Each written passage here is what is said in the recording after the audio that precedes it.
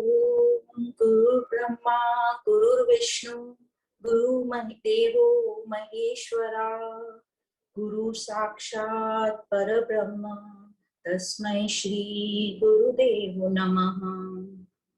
आप सभी को प्रणाम। आदि गुरु शंकराचार्य जी को प्रणाम, जगत गुरु भगवान श्री कृष्ण को प्रणाम। हम पढ़ने जा रहे हैं विवेक चूड़ामणि।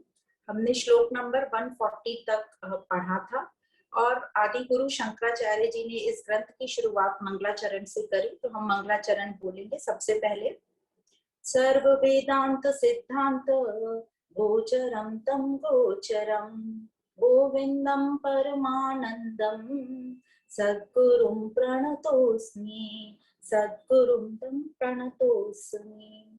हमने अभी तक पढ़ा, शिष्य ने गुरु से 7 प्रश्न पूछे थे, उसमें से 5वें प्रश्न का गुरु ने उत्तर दिया था कि 5वां प्रश्न था यह अनात्मा क्या है। तो उसका उत्तर दिया कि यह अनात्मा क्या है, जो भी मुझे कुछ इन आंखों से दिखाई देता है, जो भी परिवर्तनशील है, मेरा शरीर भी और ये पूरी प्रकृति, वह है अनात्मा। फिर छठे क्वेश्चन का जवाब दिया कि यह आत्मा क्या है। तो आत्मा के बारे में हमने डिटेल में पढ़ा और आगे भी पढ़ते रहेंगे कि यह आत्मा नित्य है, शाश्वत है, सर्वज्ञ है, सर्वव्यापी है, कालातीत है, निर्विकारी है और ये द्वैत से परे है, ये अद्वैत है, ये एक ही है, दूसरा और कोई नहीं। तो इस प्रकार आत्मा का हमने निरूपण पढ़ा। फिर इसी के साथ हमने माया पढ़ी। ये माया क्या है? तो माया बताई गई कि ये ईश्वर की अव्यक्त त्रिगुणात्मक शक्ति है। त्रिगुणात्मक मतलब तीनों गुण, रजोगुण, तमोगुण और सतोगुण, और ये अव्यक्त शक्ति है परमात्मा की। ये न सत है न असत है, ये माया है। तो इस प्रकार हमने माया पढ़ा। माया जो समष्टि लेवल पर जिसको माया कहते हैं, वो कारण है और उसका कार्य है ये सृष्टि। तो माया अव्यक्त है, पर जब वो सृष्टि अपने कार्य रूप में आती है तीनों गुणों के साथ, तब हमें दिखाई देती है। तो समष्टि टोटलिटी लेवल पर माया कारण है और उसका कार्य यह सृष्टि है। और इंडिविजुअल लेवल पे मतलब व्यक्तिगत व्यष्टि लेवल पर यह कारण शरीर हमने पढ़ा, वह कारण है और उसका जो इफेक्ट है, कार्य है, वो हमारा ये स्थूल और सूक्ष्म शरीर है जो हमें दिखाई देता है। तो माया को हमें सिर्फ समझना है, ये माया को हम नष्ट नहीं कर सकते, ये तो ईश्वर की शक्ति है। तो इसे सिर्फ हमें समझना है कि ये परिवर्तनशील है, यह मैं नहीं हूं, यह अनात्मा है और मैं इससे परे हूं। इस प्रकार माया को हमें क्रॉस करना है। और फिर बताया कि ये बंधन क्या है। ये बंधन क्या है, इसका इस क्वेश्चन का आंसर दिया गया, को नाम बंधन। तो यह जो आत्मा अनात्मा का ज्ञान न होने से, अविवेक होने से हमने अनात्मा को आत्मा समझ लिया और फिर हम अपने आप को अपूर्ण फील करने लगे, अपने आप को हमें सुखी और आनंदित फील नहीं हुआ। तो इसके कारण हमारे में इच्छाएं, वासनाएं आ गई और उन इच्छाओं वासनाओं को हम पूरा करने में लगे रहे, तो उसी के जाल में हम फंसते चले गए और यही बंधन है। तो यहाँ तक हमने पढ़ा था, ये 3 क्वेश्चन के जवाब सुने थे। तो अब आगे चलते हैं श्लोक नंबर 141, जहां पर शिष्य ने पूछा था कथमेष आगतः, उस प्रश्न का जवाब दिया है।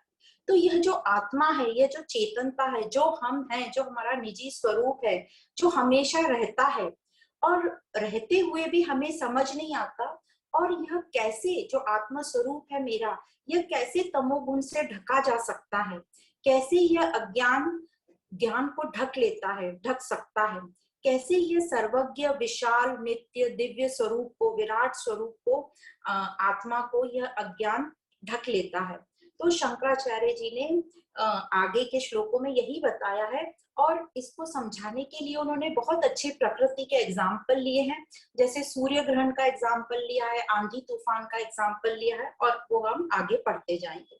और बताया कि कैसे ये तमोगुण की जो आवरण शक्ति है वह क्या करती है। तो कथमेष आगतः, यह बंधन आया कहाँ से, इसका क्या निदान है, इसका हम कैसे डायग्नोसिस कर सकते हैं और इसका हम इलाज कैसे कर सकते हैं, इसका हम ट्रीटमेंट कैसे कर सकते हैं। तो श्लोक नंबर 141, श्लोक इस प्रकार है। अखंड नित्याद्वबोध शक्त्या स्फुरन्तमात्मान् मनन्त वैभवम् समावृणोत्यात् वृत्तिशक्तिरेषा तमोमयि राहुरिवार्क बिंबम। तो इस श्लोक में यहाँ पर आदि शंकराचार्य जी ने सूर्य ग्रहण की प्रतिक्रिया से हमें समझाया है कि जिस प्रकार राहु जो है विराट सूर्य को पूरी तरह ढक लेता है, वैसे ही तमोगुणी आवरण शक्ति इस अखंड नित्य अद्वैत ज्ञान शक्ति को के प्रकाश को, इस अनंत वैभवशाली आत्मा को आवृत कर लेती है। आत्मा मतलब मेरा रियल स्वरूप, मेरा सत स्वरूप, और ये जब उसको आवृत कर लेती है मतलब कवर कर लेती है, ढक लेती है तमोगुणी शक्ति, जिस प्रकार राहु सूर्य को ढक देता है सूर्य ग्रहण के वक्त पे, तो ये आवृत कर लेने के बाद जो मैं आत्मा स्वरूप हूँ, मैं अपने आप को आत्मा से आइडेंटिफाई नहीं कर पाती और अपने आप को जीवात्मा समझ बैठते हैं, मतलब हम अपने आप को अनात्मा शरीर समझ बैठते हैं। तो ये जो आवरण शक्ति है, ये क्या करती है? आवरण शक्ति मानने को ही तैयार नहीं होती कि मैं आत्मा हूँ। वो सोचती है कि मैं आत्मा नस्ती, मैं आत्मा नहीं हो सकती, क्योंकि मुझे तो ये आत्मा दिखती नहीं है, आत्मा न भासती। तो ये दो शब्द आते हैं, आत्मा, मैं आत्मा नस्ती, आत्मा न भासती, तो मैं आत्मा नहीं हो सकती। तो इस तरह की गलत धारणा आ जाती है और वह शरीर को, अनात्मा को आत्मा समझ, अपना स्वरूप समझ बैठता है। तो एक्चुअली सूर्य ग्रहण में क्या होता है? एक्चुअली सूर्य ग्रहण में पृथ्वी और सूर्य के बीच में राहु काल जिसको बोलते हैं आ जाता है। पर ऐसे स्टोरी से हम जब समझते हैं तो राहु का कहते हैं कि सिर्फ सर रहता है, धड़ नहीं रहता। तो जब राहु कहते हैं जब राहु सूर्य को निगल लेता है तो निगलता तो है, पर क्योंकि धड़ नीचे नहीं रहता तो वो गले से बाहर आ जाता है। तो ये समझा जा सकता है कि ज्यादा देर तक राहु सूर्य को ढक नहीं सकता। यदि हम इसको अपनी लाइफ में समझने की कोशिश करें, और शास्त्रों में ऐसे एग्जाम्पल दिया है कि जो सूर्य है उसको समझ लो हमारी आत्मा है, मैं जो यहाँ से पृथ्वी से सूर्य को देख रही हूँ वो जीवात्मा है, और जो चांद है, चांद को मन की उपमा दी गई है। तो जो चांद जो मेरे और सूर्य के बीच में आ रहा है चांद, वो है मन। तो इस प्रकार हम तीनों से समझ सकते हैं कि क्या प्रक्रिया होती है। एक्चुअली तो हम जानते हैं कि जो सूर्य है वह बहुत ही बड़ा है, चांद से कई गुना बड़ा है, तो चांद उसे ढाक ही नहीं सकता। पर फिर क्यों ऐसा दिखता है? क्योंकि जो सूर्य है वो हमसे काफी दूर है, उसका जो डिस्टेंस है हमारा और सूर्य का वो बहुत दूर है, इसलिए वह हमें इतनी दूर से छोटा दिखाई देता है। और चांद हमारे पास है, इसलिए जब हम पृथ्वी से देखते हैं तो हमें चांद बड़ा दिखता है सूर्य की अपेक्षा। और जब मेरे और सूर्य के बीच में चांद आ जाता है तो वो ऐसा दिखाई देता है कि जैसे चांद ने सूर्य को पूरा ढक लिया। तो यदि हमारे में क्षमता है, अब ये तो हो गया सूर्य ग्रहण की बात, तो अब हमारे और आत्मा के बीच में, मतलब पृथ्वी और सूर्य के बीच में क्या आ रहा है? चांद, और वो चांद है मेरा मन। तो यदि हमारे मन में उतनी क्षमता है, यदि हम मन को ज्ञान देके थोड़ा सा चेंज कर सकते हैं, तो हमें समझता है कि ये मन जो है मेरे स्वरूप को ढक ही नहीं सकता, ये चांद सूर्य को ढक ही नहीं सकता। तो जो अपने मन पर काम करते हैं, मन से जो ऊपर उठ गए हैं ज्ञान से, उनके लिए कोई किसी प्रकार का ग्रहण नहीं है, मतलब वो अज्ञान को समाप्त कर देते हैं। तो जैसे ये सूर्य ग्रहण की एक प्रक्रिया बताई है, ये एक्चुअली सूर्य ग्रहण से इसको कंपेयर किया, तो इसको से समझने की कोशिश करना इस डायग्राम से। ये जो है ये है जीवात्मा पृथ्वी पर जो खड़ी है, और जो आपको सूर्य दिख रहा है वो है हमारी आत्मा, और बीच में चांद दिख रहा है वो है हमारा मन। तो मैं जीवात्मा, चांद मन और सूर्य आत्मा। अब एक्चुअल जो सूर्य ग्रहण होता है, एक्चुअल सूर्य ग्रहण में ये चांद बीच में आ जाता है तो सूर्य दिखाई नहीं देता।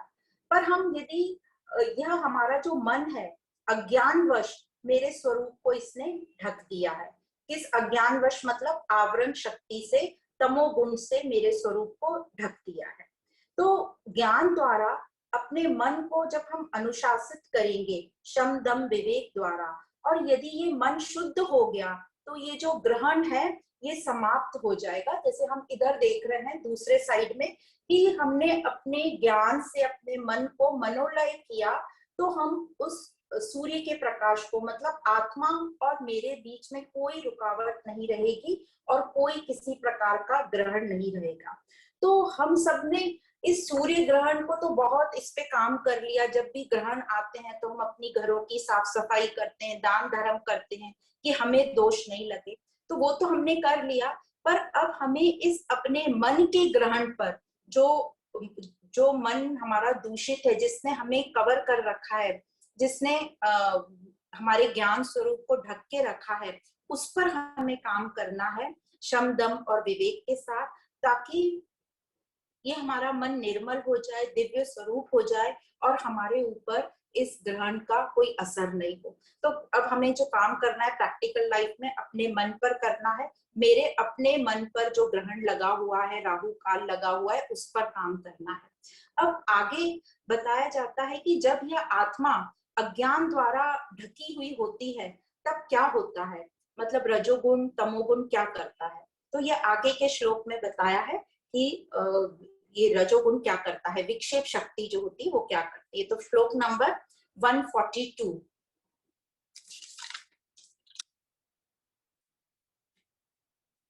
तिरोभूते स्वात्मनि अमलतर तेजोवति पुमान् अनात्मानं मोहाद अहमिति शरीरं कलयति ततः काम क्रोध प्रभृतिभिरुम्बं बन्धन गुणे परम विक्षेपाख्या रजस उरु शक्तिरव्यथयति।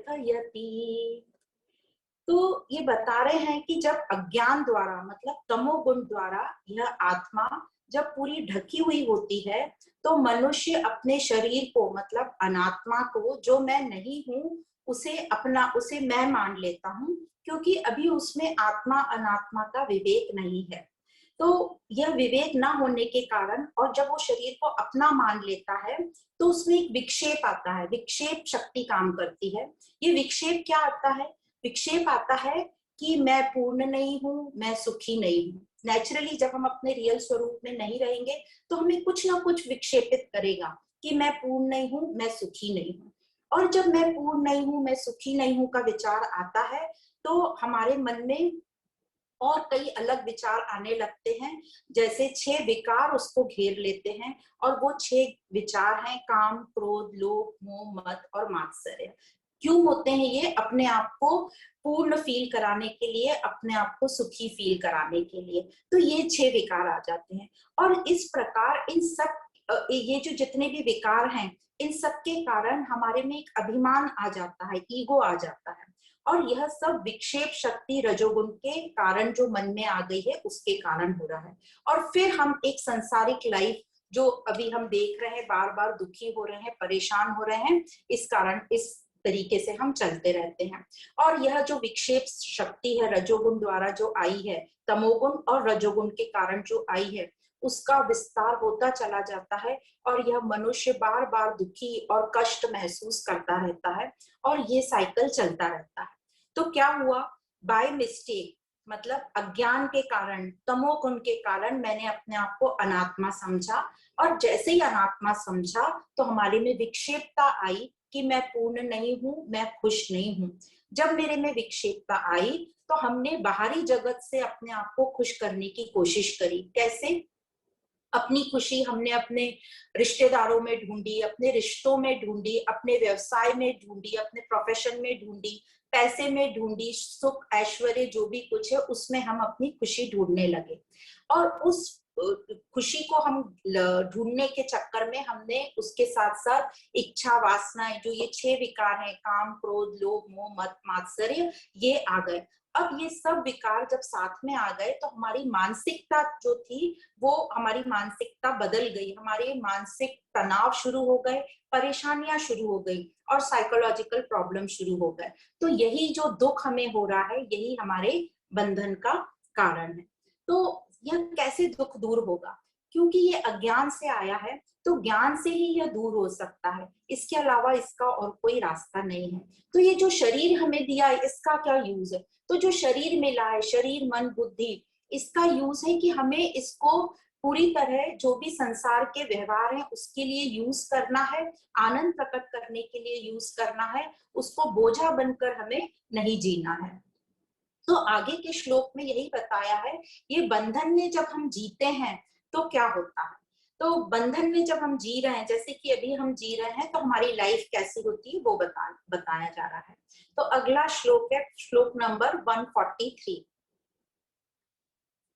महामोग्राः ग्रसन गरितात्मा वगमनः धियो नानावास्था स्वयमभिनयं स्तद्गुणत्या अपारे संसारे विषय विषपूरे जलनिधौ निमज्जो नमज्जायं भ्रमति कुमतिः कुसतीत गतिः।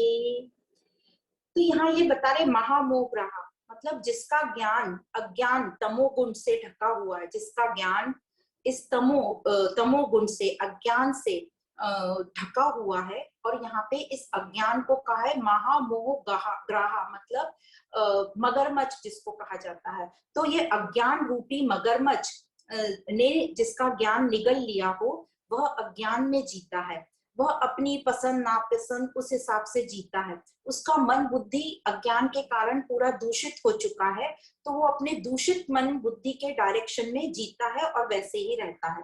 तो उसकी दशा कैसी होती है? तो उसकी दशा ऐसी होती है जैसे समुन्द्र में एक लावारिस नाव बिना किसी नाविक के इधर उधर हिचकोले लेती रहती है, कभी डूबती है, कभी हवा के झोंकों से लहरों से के दबाव में इधर उधर भटकती रहती है, वैसी उसकी स्थिति होती है। तो इस प्रकार जो अज्ञानी मनुष्य है, जैसे अभी हम सब थोड़ा थोड़ा ज्ञान ले रहे हैं और आगे बढ़ रहे हैं, वह मनुष्य संसार में कर्म करता करता अपनी वासनाओं को और इच्छाओं को बढ़ाता जाता है, और उन वासनाओं और अपनी इच्छाओं में ही वो बंधता जाता है। कर्म वासनाएं विचार फिर इच्छा, फिर कर्म वासनाएं इच्छाएं, आगे हम और इसको पढ़ेंगे। तो यह जो चेन है ये चलती रहती है, जिसका कोई अंत नहीं होता, और मनुष्य बहुत ही दुखी और कष्ट में रहता है और परेशान होता चला जाता है।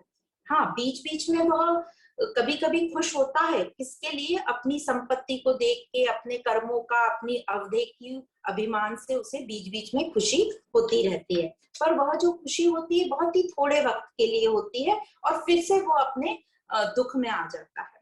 तो यह जो अविद्या है, अज्ञान है, जिसने मेरे अपने सत स्वरूप, अपने रियल स्वरूप को ढका हुआ है, यह मुझे इतना दुख कैसे दे सकता है, यह क्वेश्चन आता है।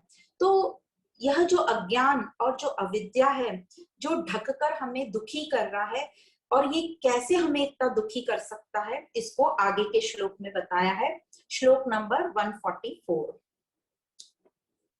श्लोक इस प्रकार है। भानुप्रभा संजनिता भ्रपंक्तिः भानुं तिरोधाय विजृंभते यथा आत्मोदिता अहं कृतिरात्मतत्त्वं तथा तिरोधाय विजृंभते स्वयं।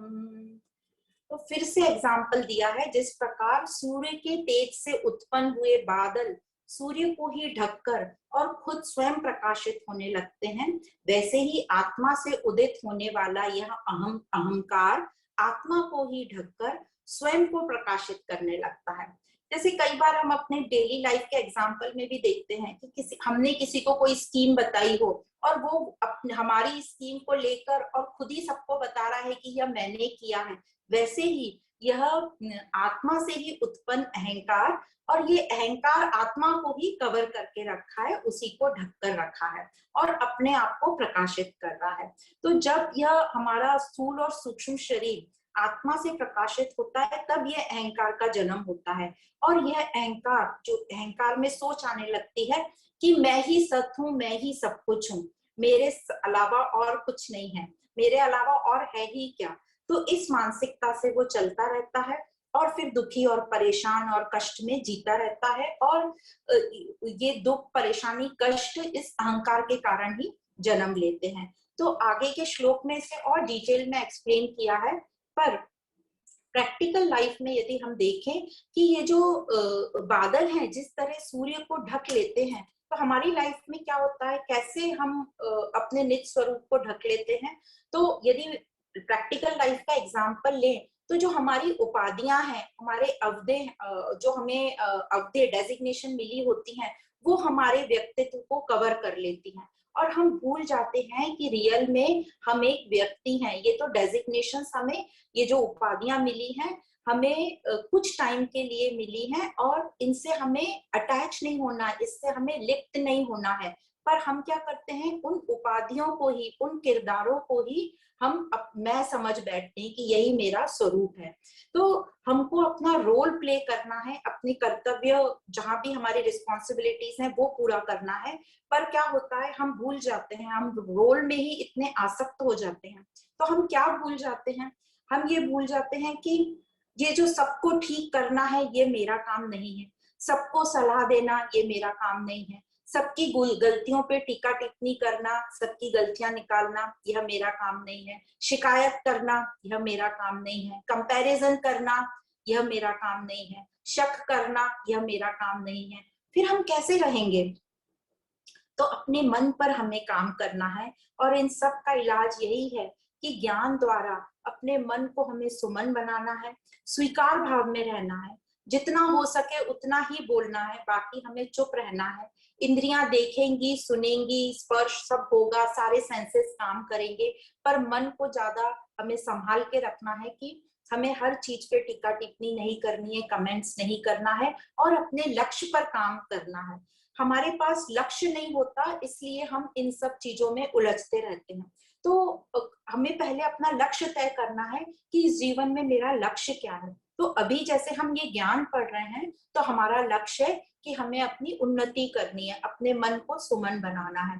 तो जब हमें मन को सुमन बनाना है, तो मन के ऊपर काम करना पड़ेगा। तो मन के ऊपर काम कैसे होंगे, कि मन को डिसिप्लिन में रखेंगे, मन को अनुशासित रखेंगे। जैसे पिछली बार भी बताया, शम दम विवेक से हम अपने मन को तैयार करेंगे। तो आगे के श्लोक में आवरण शक्ति और विक्षेप शक्ति को, आंधी, तूफान, बादल और सूर्य, इन सब के एग्जाम्पल देके इनको कंपेयर किया है कि कैसे आवरण शक्ति, विक्षेप शक्ति, आवरण शक्ति से हमारा ज्ञान कवर हो जाता है, हमारा स्वरूप कवर हो जाता है, विक्षेप शक्ति जन्म लेती है। उस जैसे कि सूर्य को आंधी तूफान में बादल घेर लेते हैं, और फिर क्या होता है ये आगे के श्लोक में पढ़ते हैं। तो ये आगे के श्लोक में आवरण शक्ति और विक्षेप शक्ति के बारे में बताया है। और आगे का श्लोक इस प्रकार है, श्लोक नंबर 145। कवलित दिननाथे दुर्दिने सांद्र मेधेहि, यथयति हिमजंजा वायुरुग्रो येथे तान, अविरत तम सात्मनि आवृते मूढ़ बुद्धिम, शपयति बहु दुःखैः तीव्र विक्षेप शक्ति। तो यहाँ दीननाथे बोला है। दीनानाथ किसको बोलते हैं? दिन के देवता को। तो दिन का देवता कौन है? सूर्य कहलाता है, जिसको दीनानाथ कहते हैं। पर जिस दिन सूर्य बादलों से ढका रहता है, जब बहुत ही मौसम खराब होता है, आंधी तूफान होता है, तो सूर्य बादलों से ढका होता है, और पृथ्वी पर जो है सूर्य की गर्माहट इतनी महसूस नहीं होती। बर्फीली हवाएं, ठंडी हवाएं चलती हैं, आंधी तूफान चलता है, और पृथ्वी पर जो रहने वाले होते हैं उनको रहना बहुत मुश्किल हो जाता है। तो ये आंधी तूफान हवाएं मनुष्य के जीवन को मुश्किल कर देती हैं, दुखी कर देती हैं, और कष्ट पहुंचता है। पर जो पृथ्वी के दूसरी तरफ रह रहा है, जहां सूर्य बादलों से ढका नहीं दिखाई देता, उनका जीवन वहां सुखद होता है। तो इसी प्रकार जब मूढ़, अज्ञानी, जिनका स्वरूप मतलब ज्ञान स्वरूप ये तमोगुण मतलब आवरण शक्ति से ढका होता है, तो वे दुखी होते हैं, विचलित होते हैं। विचलित होना तमोगुण है, विक्षेप शक्ति है। तो इस प्रकार जब मूढ़ता जिसको बोलिए, अज्ञानवश जब हमारा ज्ञान ढका होता है आवरण शक्ति से, तो हमें विक्षेप आता है, उसे विक्षेप शक्ति कहा गया है। तो ये दोनों शक्ति हमें हमें बांधती हैं, हमें दुखी करती हैं, हमें परेशान करती हैं। तो इसको हम बहुत अच्छे एक एग्जाम्पल से, जो कि बहुत फेमस है, हमने बहुत बार सुना है, पंचदशी का जो दृष्टांत है, दशमहा दृष्टांत, विद्यारण्य जी का पंचदशी में आता है ये दृष्टांत। तो ये दृष्टांत उन्हीं 10 लोगों का है जो हमने पहले भी ये दृष्टांत 10 व्यापारियों का सुना था कि वो बोट से एक नदी क्रॉस करते हैं। पर पंचदशी में इसमें 10 शिष्यों को बताया है। 10 शिष्य जो होते हैं वो नदी पार कर कर दूसरे साइड जाते हैं। तो जब वो नदी पार करके 10 शिष्य जाते हैं, तो वहां पहुंचकर उन्होंने गिनना शुरू करा कि हम 10 हैं कि नहीं, और हर वक्त वो 9 ही गिनते हैं। तो जब वो 9 ही गिनते हैं, 10 ने गिनकर देखा, पर उन्होंने गिनती 9 की ही करी। जब उन्होंने सिर्फ 9 की ही गिनती करी, तो वे जोर जोर से रोने लग गए। उनको लगा जो 10वां हमारा मित्र है वो नदी पार नहीं कर पाया, और वो बीच में ही कहीं नदी में पानी में बह गया। तो वे सब मिलकर रोने लगे, जोर जोर से दुख प्रकट करने लगे। तभी गुरु ने उनसे पूछा कि तुम्हें क्या हुआ, क्यों रो रहे हो? तो उन्होंने कहा कि हम नदी पार करके आए हैं और हमारा एक मित्र नहीं मिल रहा है, हम 9 ही हैं। तो वो लोग मन में, उनकी क्या कल्पना थी कि जो 10वां हमारा मित्र है वो पानी में गिर गया, बह गया, कोई ट्रेजेडी हो गई, और जोर दुख मना रहे हैं। पर हर कोई अपने आप को गिनना भूल रहा था। पर जब ये गुरु ने देखा कि वो रो रहे हैं, और गुरु ने जब उन्होंने बताया कि हमारा 10वां मित्र नहीं मिल रहा, तो गुरु ने कहा तुम रोना बंद करो, 10वां है। यह सुनते से ही सबने रोना बंद किया और वे चुप हो गए। रोना तो बंद हुआ, चुप हो गए, क्योंकि गुरु ने उनको ढाढ़स बंधाया, उनको आश्वासन दिया कि 10वां है। तो गुरु की बात पर वो विश्वास करके, क्योंकि गुरु की बात जो रहती है, गुरु का जो वाक्य रहता है, शिष्य महावाक्य उसको समझते हैं, और उन्होंने रोना बंद किया। पर वे अभी खुश नहीं थे, सिर्फ रोना उन्होंने बंद किया।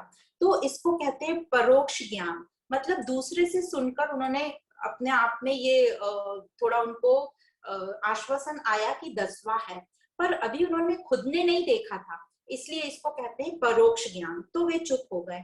और फिर जैसे ही गुरु ने कहा कि 10वां है, जिस 10वें को तुम ढूंढ रहे हो, जिस 10वें को तुम इतनी देर से खोज रहे थे, जिसके लिए तुम रो रहे थे, वह 10वां और कोई नहीं, वह 10वां तुम ही हो। हर कोई को बोला वो 10वां तुम ही हो। ये महावाक्य से आता है, तत्त्वम असि से। तो जैसे ही गुरु की बात सुनी शिष्यों ने कि वो 10वां मैं ही हूँ, तो उनको अप्रोक्ष ज्ञान हुआ, उनको अनुभव हो गया कि वह मैं ही हूँ। तो उनके दुख की निवृत्ति हुई। अब दुख की निवृत्ति कैसे हुई? बाहर से तो कुछ चेंज हुआ ही नहीं, बस अज्ञान दूर हुआ, तो उनका दुख समाप्त हुआ। तो अज्ञानवश जो वो इतने दुखी हो रहे थे, गलत धारणा आ गई थी कि हमारा मित्र डूब गया या पानी में बह गया, और उसके कारण वो जोर जोर से रोने लगे। पर जैसे ही गुरु ने कहा कि वह तुम हो, अपना परिचय दिया, तो ये उनका जो ज्ञान था वो अज्ञान दूर हुआ इस ज्ञान से, गुरु के महाव्याप वाक्य से, और उनके दुख की निवृत्ति हुई और उनमें आनंद प्रकट हुआ।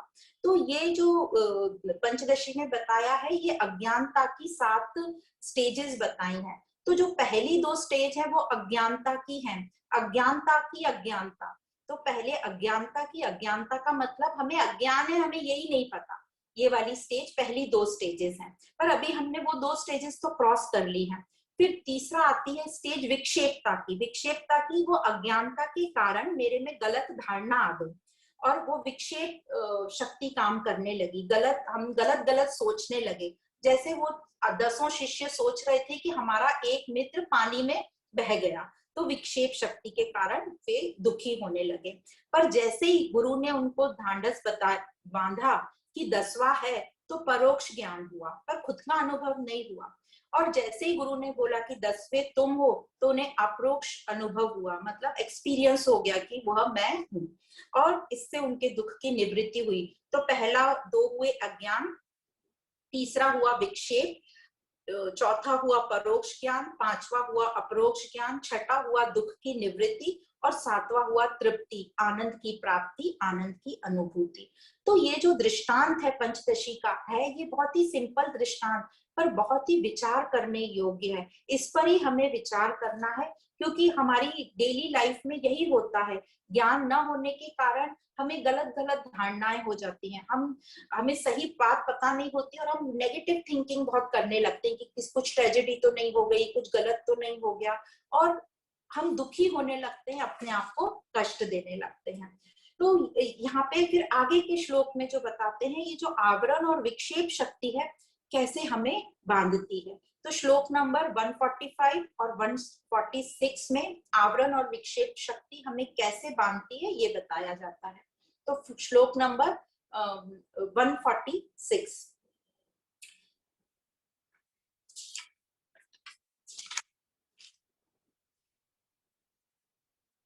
एताभ्यामेव शक्तिभ्यां बंध पुंस समागतः याभ्यां विमोहितो देहं मत्वा आत्मनां भ्रमतायम।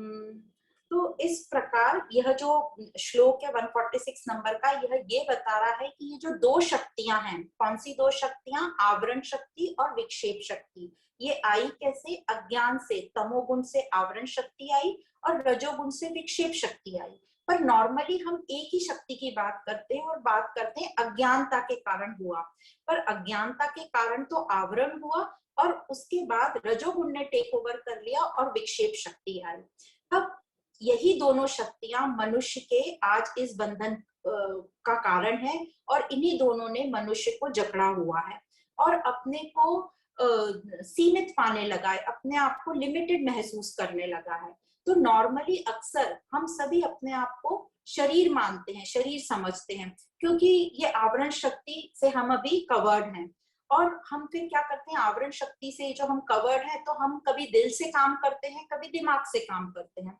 तो जब हम दिल से काम करते हैं तो हम एक भावुक व्यक्तित्व के मालिक होते हैं, जब हम दिमाग से काम करते हैं तो एक हम बुद्धिजीवी कहलाते हैं। तो शरीर में रहते हुए हम दो तरीके से काम करते हैं, एक दिल से और एक दिमाग से।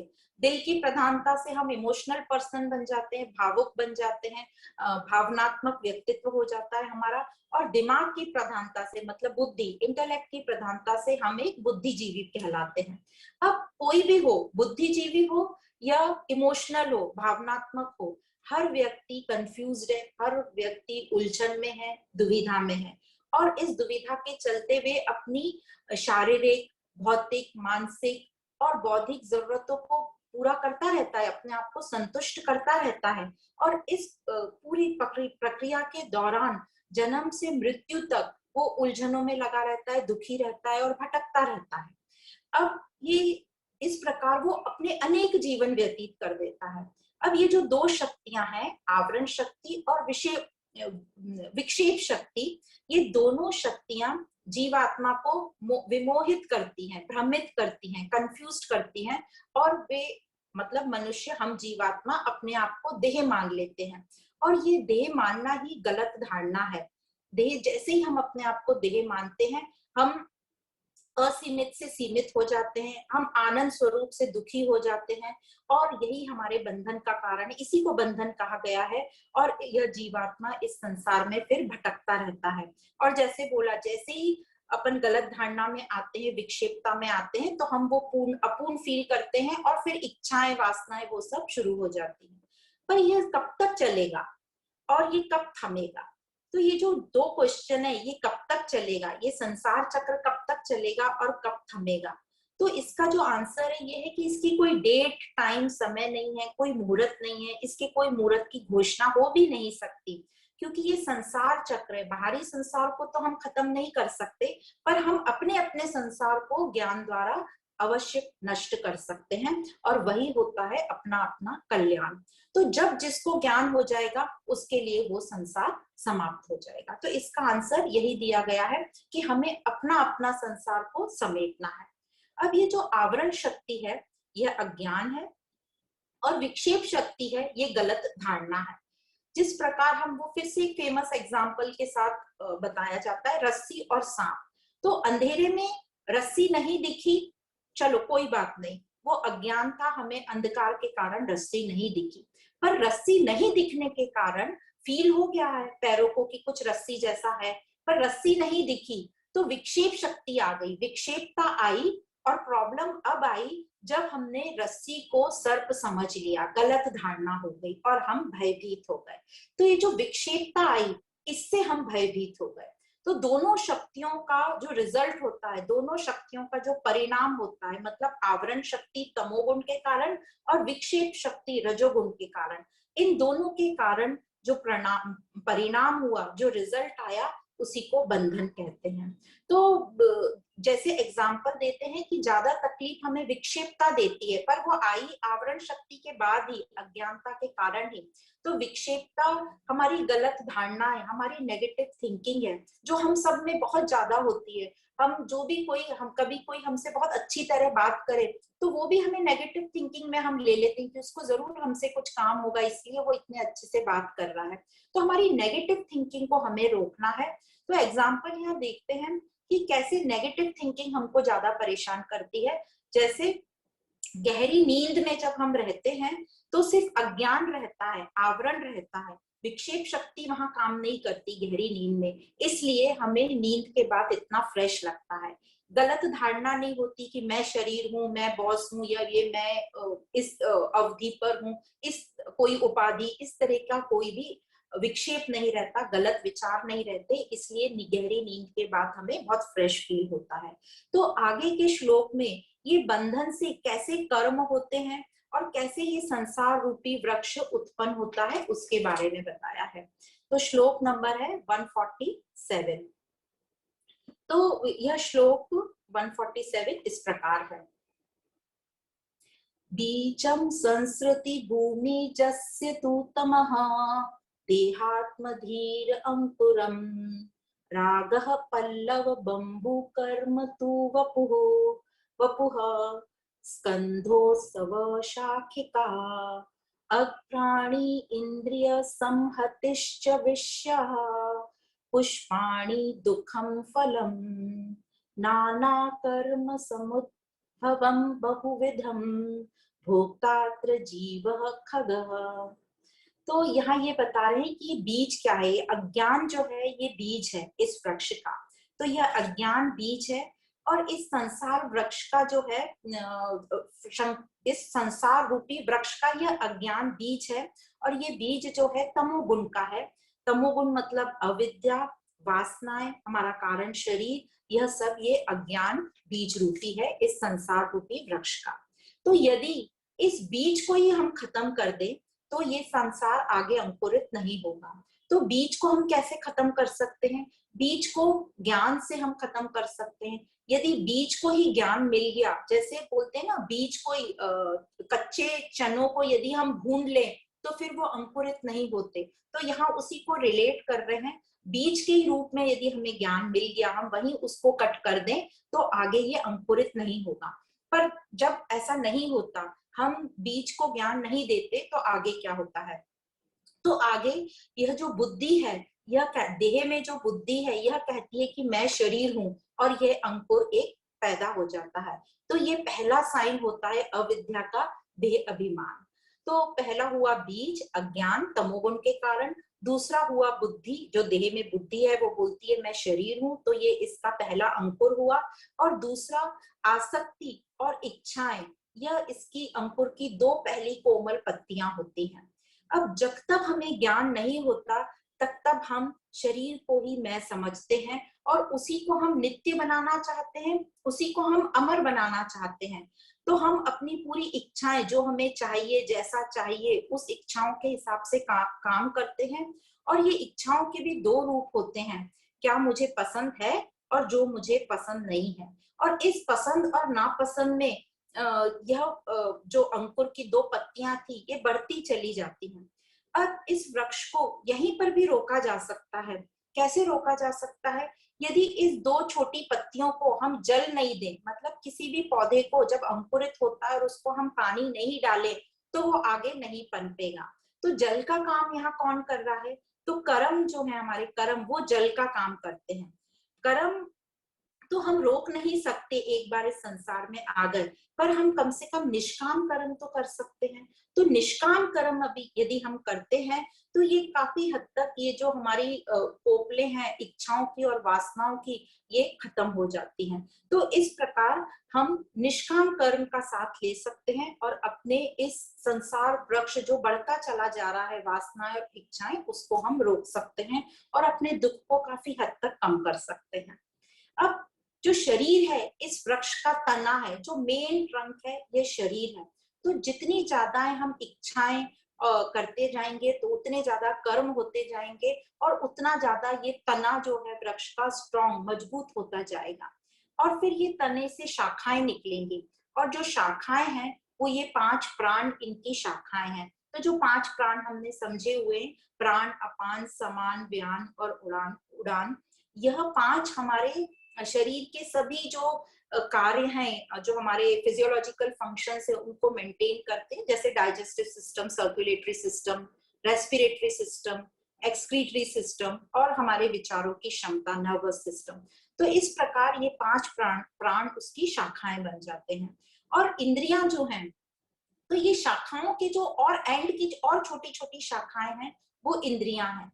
तो इंद्रियां मतलब जो हमारे सेंस ऑर्गन, 5 कर्म इंद्रियां, 5 ज्ञान इंद्रियां, और ये निर्भर करती हैं सब इन प्राणों पर डिपेंड करती हैं। तो यदि शाखाओं को भी कट कर दिया जाए, मतलब इंद्रियों के लेवल पे ही हम अपना रोकथाम कर ले।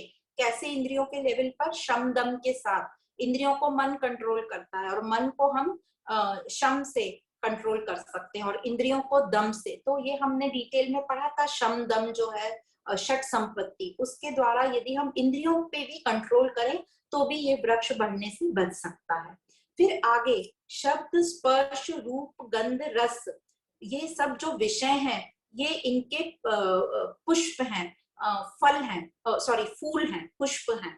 तो ये जो विषय हैं, इन सब की तो आदत ही होती, इन सब में तो क्षमता ही है आकर्षित करने की, और ये जो फूल हैं ये शाखाओं पे लगते हैं। तो हम देख रहे हैं कि कैसे एक बीज से अंकुर फूटा, अंकुर से 2 कोपले निकली, इच्छाओं की और आसक्ति की, और इनमें कर्मों ने पानी का काम किया और ये शाखा बन गई, तना बन गया, और ये पूरा शाखाएं बनी। उसमें फिर आगे और इंद्रियों का जो बता रहे हैं, शाखाओं की जो टर्मिनल ट्विग्स जिसको कहते हैं, ब्रांचेस, वो उग्र भाग बना, और जो शब्द, स्पर्श, जो फूल का काम कर रहे हैं, वो इन शाखाओं पर लग गए।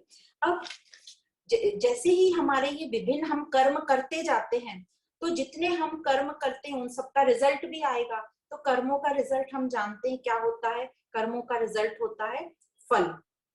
तो विभिन्न कर्मों द्वारा जो उत्पन्न अनेक प्रकार के जो फल हैं, वो यहाँ पे दुख के जो बोला है, जिनसे हम दुखी होते हैं, वे इसके फल हैं। अब कर्म भी 3 तरह के होते हैं, सतो, रजो और तमो प्रकार के कर्म। तो हम अधिकतर सब जानते हैं कि जो सतो वाले कर्म होंगे वो हमें सुख देंगे, पर हम ज्यादातर जो कर्म करते हैं वो रजो और तमो से होता है, स्वार्थ भाव से हमारे कर्म होते हैं।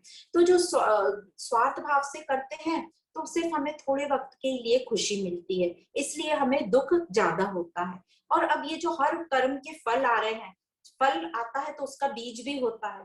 तो जो बीज होता है, तो फिर वो बीज एक नया संसार, एक नया वृक्ष बना लेता है। तो इस प्रकार ये पूरा वृक्ष तैयार हो जाता है। अब ये जो फल लगे हैं, इसको एंजॉय कौन करता है? इसका भोक्ता कौन है फल का? तो इसका भोक्ता जो है, जिसको अभी हम बोलते हैं जीवात्मा या जीव, तो ये जीव रूपी पक्षी, अब कोई पेड़ होगा उस पे इतने फल लगे होंगे तो कोई पक्षी तो होगा ही, उसको खाने के लिए अट्रैक्शन तो होगा। तो ये जो पक्षी है वह मैं हूँ, जीवात्मा। तो यूजुअली जो हमारा सूक्ष्म शरीर है वो इसको एंजॉय करता है, इसका भोगता है। तो यह जो पक्षी है एक शाखा से दूसरी शाखा पर कूदते रहता है, और इस प्रकार यह पक्षी सभी शाखाओं के फल को खाता रहता है। और जिस प्रकार एक पक्षी एक वृक्ष की छत्र छाया में पलता है, वहां पे अपना घरौंदा भी बनाता है, और जब उस वृक्ष के फल पूरे समाप्त हो जाते हैं तो वो वृक्ष उस पक्षी के कोई काम का नहीं रहता, तो फिर वो पक्षी वहां से उड़ के दूसरा वृक्ष ढूंढता है जो फलों से लदा हो। तो कैसे ये जीवात्मा दूसरे शरीर में जाती है जहां हमारे प्रारब्ध के वहां फल अभी तैयार हो गए, जो हमारे संचित कर्म थे उसका फल तैयार हो गया। तो इस प्रकार यह जीवात्मा एक शरीर से दूसरा शरीर लेती है। तो एक डायग्राम से हम समझ सकते हैं।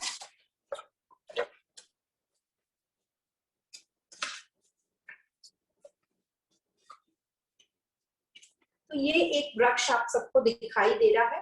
तो ये जो वृक्ष है, ये वृक्ष पर आप देखेंगे कि फल लगे हुए हैं और पक्षी ऊपर बैठा है। ये पक्षी एक डाली से दूसरी डाली, एक ही पक्षी है क्योंकि जीवात्मा तो मैं एक ही हूँ, जो पूरे एक शरीर में हम अपने पूरे प्रारब्ध के जो आज सामने आए पूरे फल इस जीवन में हम एग्जॉस्ट करेंगे। तो ये एक पक्षी एक वृक्ष के पूरे फलों को समाप्त करता है, और जब कोई फल नहीं रहता तो दूसरे वृक्ष पर जाता है। अब ये देखो इस प्रकार। तो अब ये दूसरा जो वृक्ष आप देख रहे हैं, ये वृक्ष यही खाली हो गया है। तो अब ये जो पक्षी है दूसरे वृक्ष की तरफ जा रहा है, जो वृक्ष तैयार है फलों के साथ।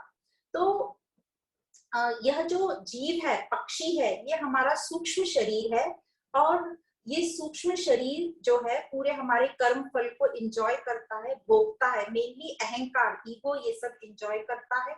एक शाखा से दूसरी शाखा, मतलब जीवन के हर पहलू को, पूरे जितने भी हमारे उस जीवन काल में फल हैं उन सब को वो समाप्त करता है, और फिर दूसरा शरीर लेता है। जब इस जीवन में हमारे यह शरीर अब कुछ काम का नहीं रह गया, इस शरीर में जो भी हमें फल लेना था, भोगना था, वो पूरा हुआ, तो यह सूक्ष्म शरीर इस शरीर को छोड़ के दूसरे शरीर में दूसरा शरीर लेता है, और इस प्रकार यह संसार का चक्र चलता रहता है।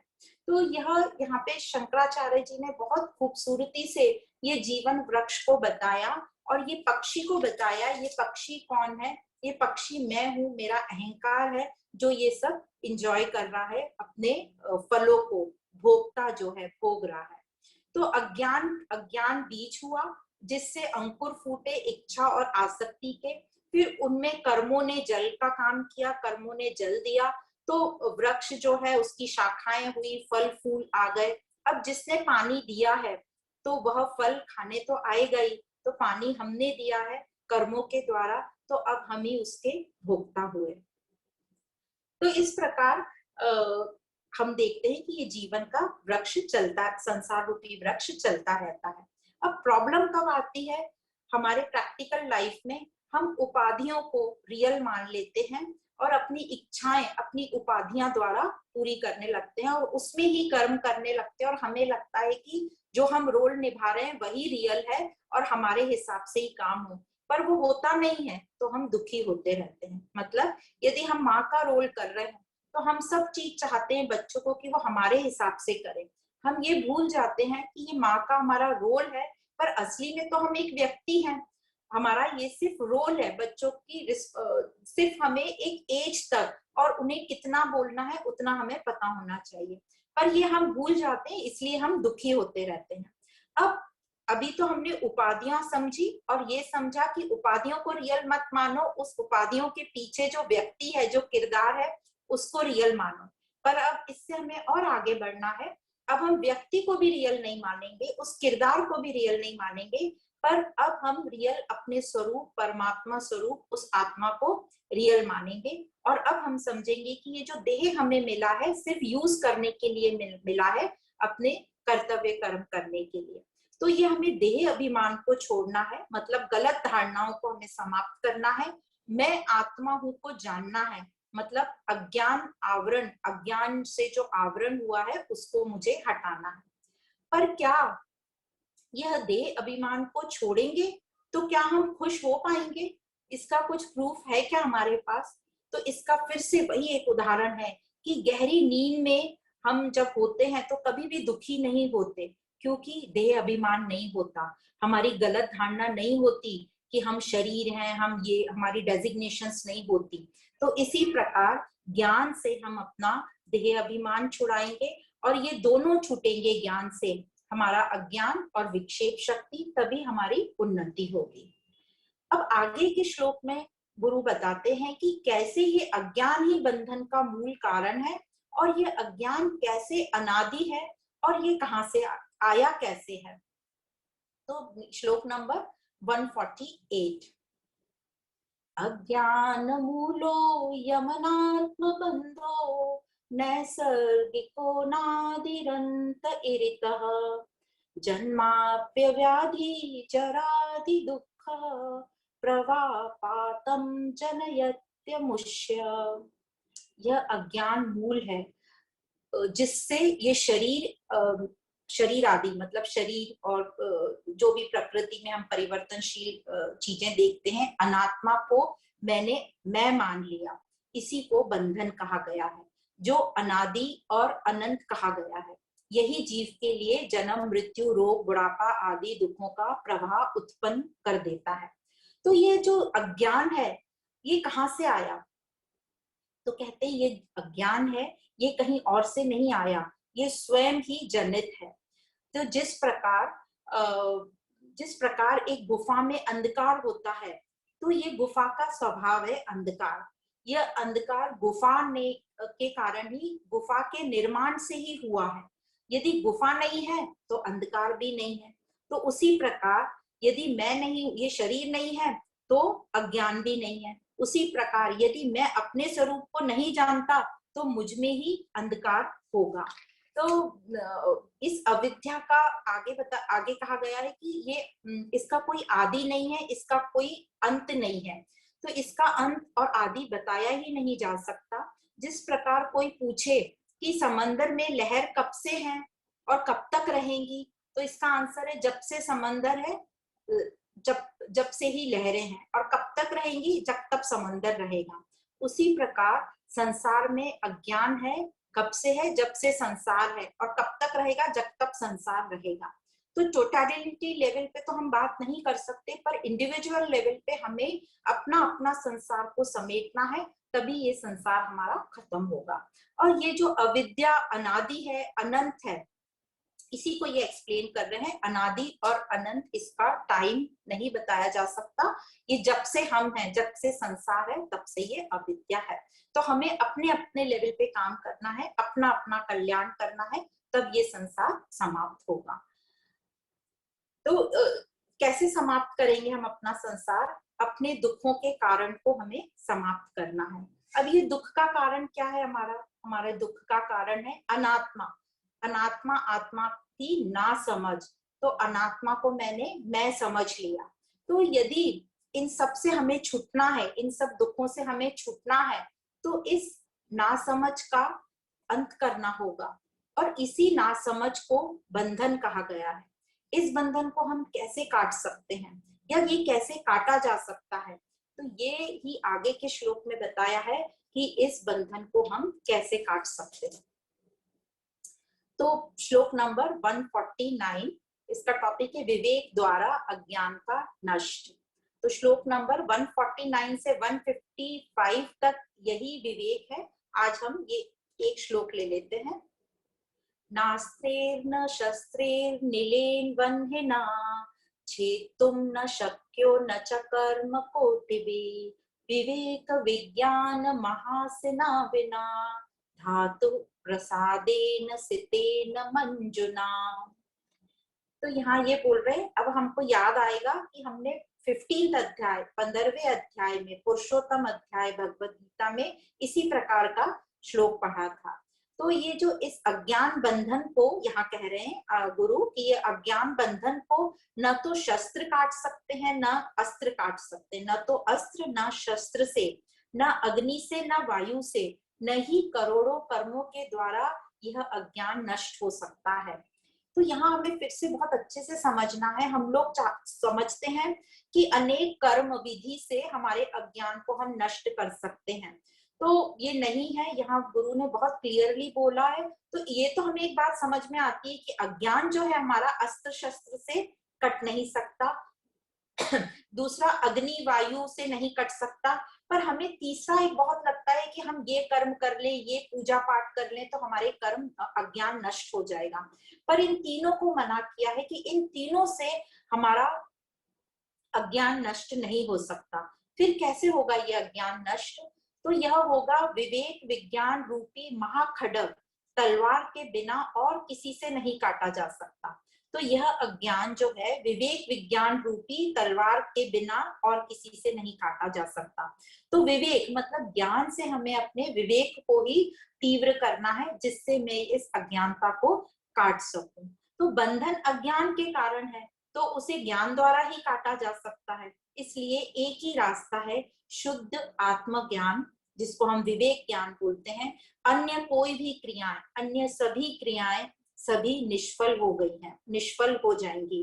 तो जो 15वें अध्याय में हमने पढ़ा था, वहां बोला था, श्लोक में आता है, तीसरे श्लोक में, असंग असंग शस्त्रेण दृढ़ेन छित्वा।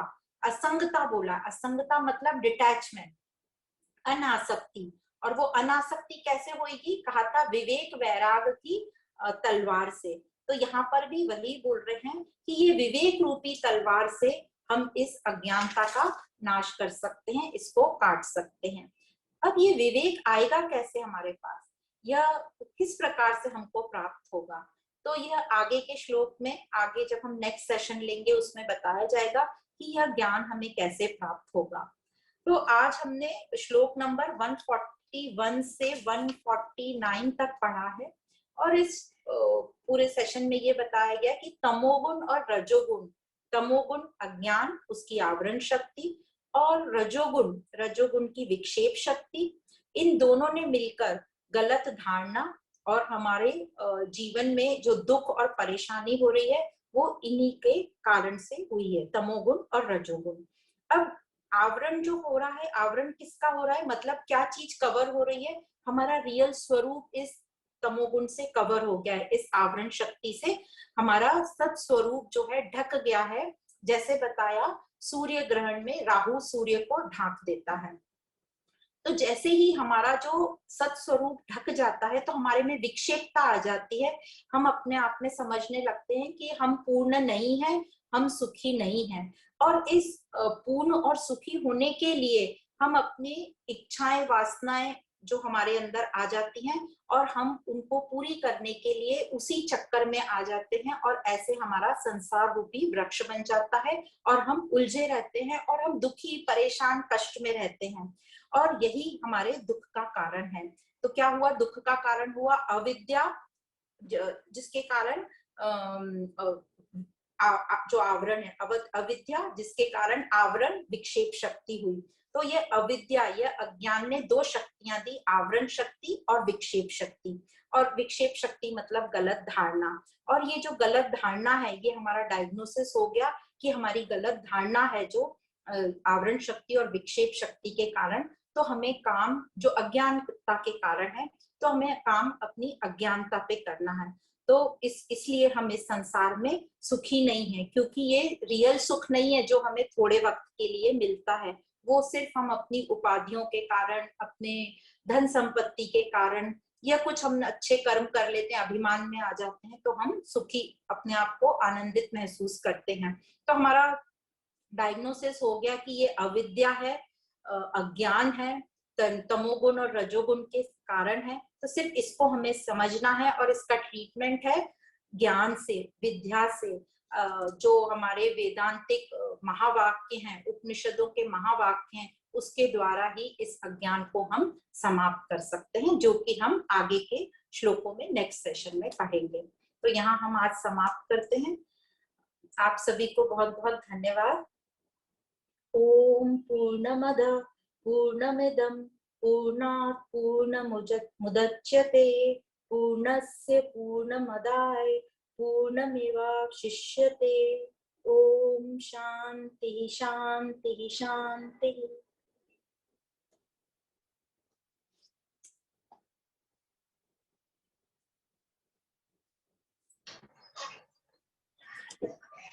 Thank you ma'am. सभी को अनम्यूट किया है।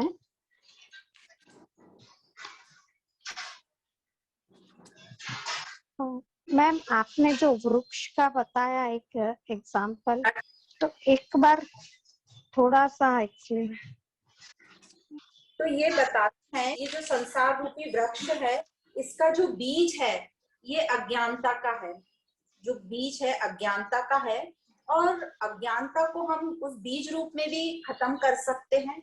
जैसे जो बीज होते हैं, चने, कच्चे चने होते हैं, कोई भी कच्चे आप दाने होते हैं, उनको यदि आप पका लो तो फिर वो अंकुर नहीं होते हैं। तो ये फर्स्ट लेवल का हमें बताया कि कैसे हम बीज पे ही अपने आप को खत्म कर सकते हैं, पर हम नहीं करा, हमने खत्म। तो वो बीज में से दो जो सबसे पहले जो निकलती है, अंकुरित होती है, वो होती है बुद्धि, जो कहती है कि मैं शरीर हूँ। तो ये हमारा पहला साइन होता है अविद्या का। तो जन्मते से ही, जैसे ही वो सूक्ष्म शरीर आत्मा प्रकाशित होता है, तो बुद्धि कहती है, अहम भाव कहता है, अहम, मैं हूँ, मैं शरीर हूँ। और हम लोग उसको पक्का करते रहते हैं अपने जीवन में। जैसे हम बच्चों को सिखाते हैं, मैं, मेरा नाम ये, तो वैसे वैसे हमारा शरीर पक्का होता जाता है। तो ये बुद्धि से जो पहला निकला कि मैं शरीर हूँ, ये हमारा पहला साइन है अविद्या का। उसके बाद तो ये एक पहला अंकुर हुआ। उसके बाद जो दो कोमल पत्तियां जो दो निकलती हैं, वो है इच्छाएं और आसक्ति। तो ये इच्छाएं और आसक्ति, अब कोई भी जब छोटा पौधा अंकुरित होता है तो हम उसमें बहुत पानी डालते हैं ताकि वो और आगे बढ़े। पर अभी हम संसार वृक्ष की और जो इच्छाएं आसक्ति हैं उनको हम कम करना चाहते हैं।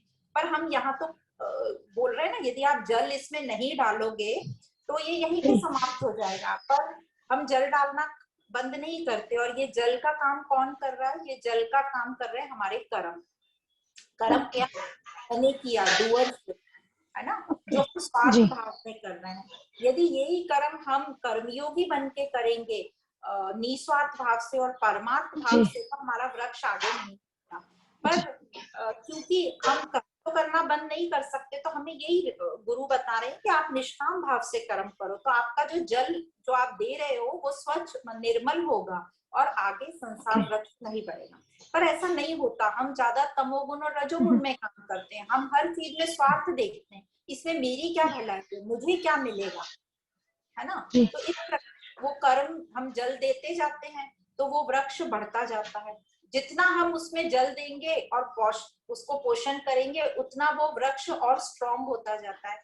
तो जो वृक्ष का जो तना बोल रहे हैं, मेन जो ट्रंक है हमारा शरीर है।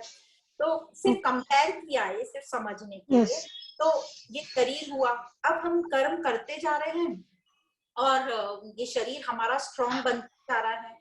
अब जो शाखाएं हैं, ये बोल रहे हैं जो 5 प्राण है हमारे, जिससे हमारा ये शरीर पूरा चलता है। सारे सिस्टम हमारे फिजियोलॉजिकल एक्टिविटीज जो शरीर के सिस्टम चलते हैं, ये 5 प्राणों से चलते हैं। तो ये 5 प्राण हमारी शरीर की शाखाएं हैं। तो हम प्राणों को भी अभी जब हम आगे आएंगे, जब अभी 5 देखो, अभी शंकराचार्य जी ने इतना ब्यूटीफुली हमें तैयार कर रहे हैं, क्यों ये सब बता रहे हैं अभी, कि अभी वो हमें 5 कोशों की तरफ ले जाएंगे। अब नेक्स्ट सेशन से हम 5 कोशों पढ़ेंगे, एक एक कोश को हम अलग अलग डिटेल में पढ़ेंगे। तो ये जो 5 हमारे प्राण है, अभी सिर्फ प्राणमय कोश की बात हो रही है। प्राणमय कोश हमारे लाइफ सिस्टम्स को रेगुलेट करेंगे, मेंटेन करेंगे। तो ये 5 प्राण हो गए हमारी इस वृक्ष की शाखाएं, ये जीवन की शाखाएं। तो ये 5 प्राणों से भी मैं शुद्धि कर सकता हूँ, जो हम सब जानते हैं, हम प्राणायाम करते हैं वो सब से। तो वो डिटेल हम 5 कोश में पढ़ेंगे। फिर बताया कि ये जो शाखाएं हो गई हैं, अब शाखाओं की जो और पतली पतली छोटी छोटी उसको इंद्रियां बोला है। तो जो हमारी इंद्रियां हैं वो भी अब बहुत पावरफुल हो गई, हमारे टेस्ट बहुत पक्के हो गए, हमें ऐसी चीज चाहिए, वैसी चाहिए। 5 कर्म इंद्रियां और 5 ज्ञान इंद्रियां, इन सबको हमने बहुत स्ट्रॉन्ग कर लिया है। तो ये 5 इंद्रियां हो गई, इनकी टर्मिनल शाखाएं। अब ये पूरा वृक्ष का मेन ट्रंक तैयार, शाखाएं तैयार, और आगे की शाखाएं। तो फूल भी लगेंगे क्योंकि हम इतना पानी दे रहे हैं, इतना पोषण कर रहे हैं। क्या है हमारे विषय? शब्द, स्पर्श, रूप, रंग, रस, गंध, ये 5 विषय। अब ये 5 विषयों की तो क्षमता ही है आकर्षित करने की, है ना। तो अब ये और मिलेगा और ये फल बन जाएंगे। अब ये फूल से फल बन, अब फल कैसे बने, हम कर्म करते गए तो हमारे कर्मों के फल तैयार होते गए, उन कर्म करेंगे उसके फल होंगे, रिजल्ट जितने भी विभिन्न हमने कर्म उन सब के फल आ गए। तो ये जो फल है ये हमारे जीवन में दुख है, ओके। क्योंकि हर फल तो हम अपनी डेली परिस्थिति में देख रहे हैं। एक दिन अच्छा जाता है, अच्छी कुछ हमें परिस्थिति अच्छी लगती है, पर दूसरे दिन हमें हर परिस्थिति हमारी बिगड़ी हुई लगती है। वो जो एक अच्छी परिस्थिति है उसका हमें वैल्यू ही नहीं, हमें तो इतने जो दुख आ रहे हैं वही दुखी करते हैं, हमें जी। लोभ करते हैं बार बार। तो ये जो फल आए हैं कर्मों के, ये हमारे दुख के कारण, ये दुख है। ओके। तो अब कर्म तीन तरह के बताए, सतोगुण तमोगुण, जैसे बोला कि ज्यादा तो हम तमोगुण करते हैं, तो सतोगुण के कर्म हमारे बहुत कम होते हैं। तो हमारे कोशिश करके हम अपने कर्मों को ज्यादा निस्वार्थ और परमार्थ के भाव में ले जाएं, और हो सके उतना तो यहाँ बोलते हैं कि कर्म से भी अब समेटना है हम। पर कई जो रजोगुणी होते हैं वो बोलते हैं नहीं, एक्टिव रहो और कर्म करते रहते। तो कर्म करो पर निस्वार्थ भाव से, परमार्थ भाव से करो। तो ये, तो इस प्रकार ये पूरा वृक्ष तैयार हो गया, फल लग गए। अब इन फल को एंजॉय करने वाला कौन है? तो फल को एंजॉय करने वाला है जीवात्मा, जिसको पक्षी बोला है। जी। तो ये पक्षी एक जीवन में, वो वृक्ष जो आज मेरे जितने भी पहले संचित कर्म हैं उनके जो भी फल तैयार हैं अभी इस समय, तो वो इस बॉडी में आज जो मुझे शरीर मिला है उस जीवन काल में उस सब फल को मुझे भोगना है। तो कभी भी दुख की घड़ी आए, कोई परिस्थितियां बदले, तो ये मत सोचना कि ये क्यों आ गई, सोचो अच्छा हो गया, ये यहीं पे फल कट गए मेरे, तो अब जी। मैं आगे इसको मेरे को फेस नहीं करना पड़ेगा। तो ये तो हुई समझने की बात। तो अब ये पक्षी जो जीवात्मा है, मैं सूक्ष्म शरीर से, जिसको हम अभी मैं मान रहे हैं, ये सूक्ष्म शरीर इसको एंजॉय करता है। मेनली जो हमारा अहंकार होता है वो इसको एंजॉय करता है। इंजॉय मतलब भोगता है, कभी हाँ। दुखी और सुखी। अब जब वो एक जीवन काल में उस एक पक्षी जब एक वृक्ष पे बैठता है और सारे फल उसके खत्म हो गए, जैसे ये पक्षी एक जिस डायग्राम से बनाया था, उसने हर ब्रांच चारों मतलब हर अपने जीवन काल में हर तरीके के सारे जो भी उसके फल थे वो सब समाप्त कर दिए। तो अब ये पक्षी के लिए इस वृक्ष पे कुछ नहीं बचा खाने को। अब शरीर में सारे काम हमारे हो गए, तो अब ये सूक्ष्म शरीर जो पक्षी जिसको बोल रहे हैं, ये शरीर रूपी वृक्ष को छोड़ देगा और आगे जाएगा। अब वो दूसरा शरीर देखेगा, दूसरा वृक्ष जी। देखेगा जहाँ हमारे फल तैयार है। तो बोलते हैं ना वो सूक्ष्म शरीर वो गर्भ स्थान अपना अपने आप ढूंढ लेता है, जो हमने गीता में पढ़ा था, गर्भ का पोथा अपने आप ढूंढ लेता है जो जी। तैयार, और फिर वो वहां जाता है नेक्स्ट पेड़ पे जहाँ उसके फल सब तैयार है, तो यहाँ इसको एंजॉय करता है। तो इस प्रकार ये चक्र चलता है। तो सूक्ष्म शरीर है वो हमारे स्थूल शरीर को छोड़कर नया शरीर लेता है जहाँ ऑलरेडी सब फल तैयार है। और ये जो सूक्ष्म शरीर की आयु मतलब पता नहीं कितने वर्षों से और कब तक चल रहा है। तो स्थूल शरीर की लिमिटेड वैल्यू है, वो वापस डिरेंज हो जाता है, प्रकृति में लीन होता है, पर सूक्ष्म शरीर और कारण शरीर आगे आगे जाता रहता है। तो जितना हम उसमें से कट करते जाएं वासनाएं इच्छाएं, उतनी हमारी उन्नति होगी, उतना हमारा मन शुद्ध होगा और हम उस आत्मा के करीब होंगे। तो इस पूरी प्रक्रिया को जब एक शरीर छोड़ता है और दूसरा लेता है, तो इसको शास्त्रों में और वेदांतों में इसको कर्मागत उन्नति बताया। इससे हमारा इवोल्यूशन हो रहा है, इससे हमारी उन्नति हो रही है कि हमारे जो इतने में से हमारे इतने दुख और ये सब फल भोग खत्म हुए, यदि हम नए नए क्रिएट कर रहे हैं तो। बहुत बहुत थैंक्स मैम।